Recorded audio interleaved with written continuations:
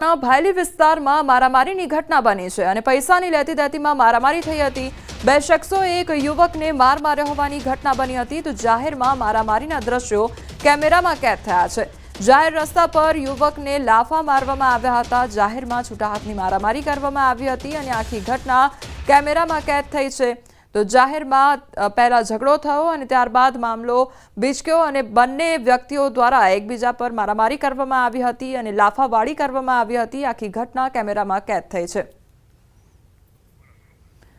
તો પૈસાની લેતી દેતી મામલે આ મારામારી થઈ હતી। બે શખ્સોએ એક યુવકને માર માર્યો હતો અને તે અંગેની ઘટના કેમેરામાં કેદ થઈ છે। તો પેટ્રોલ પંપ આગળ જ આ મારામારી થઈ હતી અને આખી ઘટના કેમેરામાં કેદ થઈ છે। પૈસાની લેતી દેતી મામલે ઝઘડો થયો હતો અને ત્યારબાદ મામલો બીચકતા મારામારી કરવામાં આવી હતી અને એક વ્યક્તિએ લાફો પણ માર્યો હતો।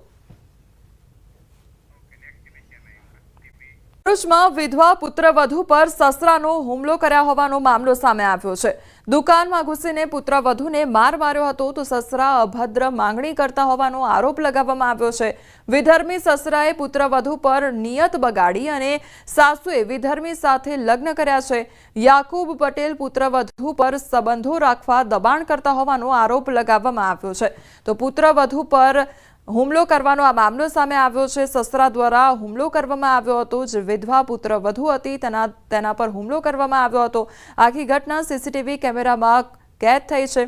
તો સસરા દ્વારા અભદ્ર માંગણી કરવામાં આવતી હોવાનો આક્ષેપ પણ કરવામાં આવ્યો છે।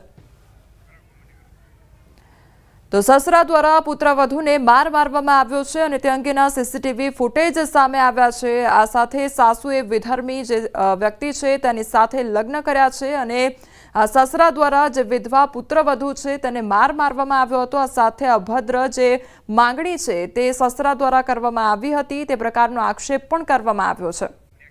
રીઢા આરોપીઓનું પોલીસે સરઘસ કાઢ્યું અને આઝાદનગરમાં મારામારી કરી હતી। ત્યારે મારામારી કરી આતંક મચાવવામાં આવ્યો હતો। આરોપી જાવેદને પોલીસે પાઠ ભણાવ્યો છે।